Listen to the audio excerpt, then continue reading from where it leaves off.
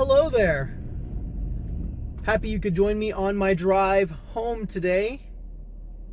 And as usual, I have a nice loaf of bread for you. And today, the loaf comes from William Shakespeare. And it goes a little something like this. The fool does think he is wise, but the wise man knows himself to be a fool. So here we have a nice expression of the Socratic paradox, which I mentioned and discussed at length in one of my previous Daily Bread videos. And the paradox here is summarized quite eloquently by Shakespeare. Simply put, the fool always thinks he's smarter than he is, but the wise one knows that he's a fool. So as Socrates says, true wisdom consists in knowing that we know nothing.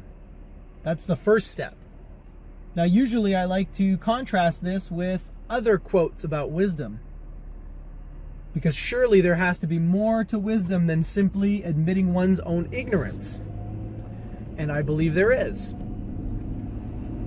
I think the key with the Socratic paradox is that before we can achieve any other form of wisdom, we first have to admit that we don't know anything.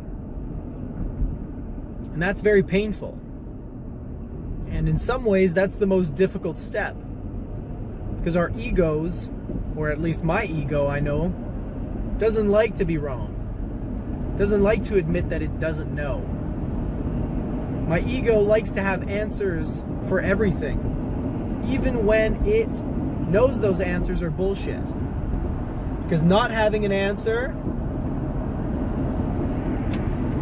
is scary, and it's dangerous to the ego. But this is just what we're trying to get away from when we seek wisdom.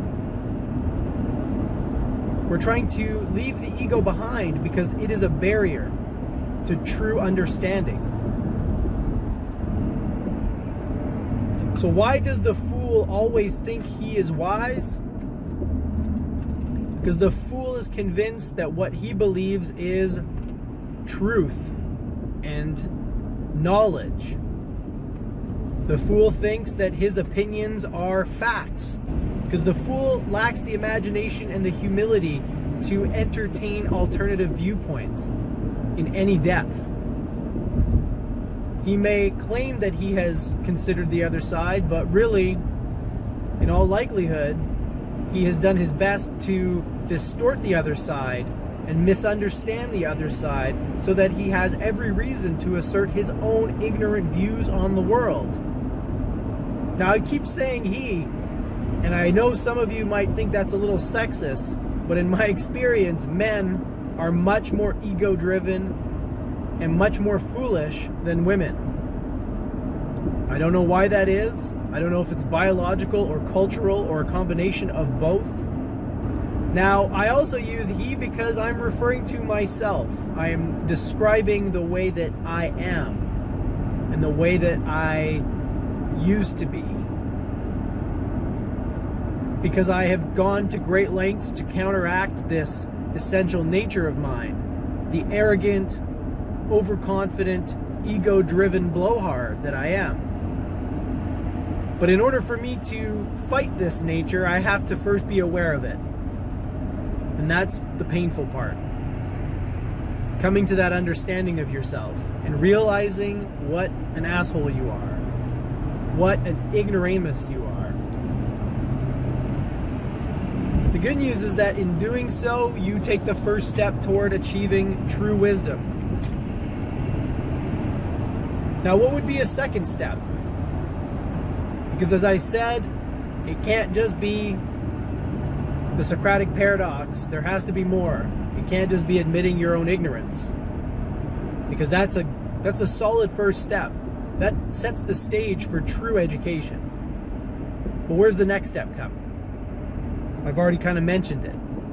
It comes from knowing yourself. Lao Tzu in the Tao Te Ching says, It's cleverness to know others, but it's true wisdom to know yourself. And Aristotle said something very similar. I believe it was something along the lines of, true wisdom begins by knowing oneself. So here you have step 2. Step 1, realize that you don't know shit. Step 2, know yourself. All right, my friends, thanks for joining me on this lovely drive home. Always a pleasure. Hope you have yourself a great day. And don't forget to live well, my friends.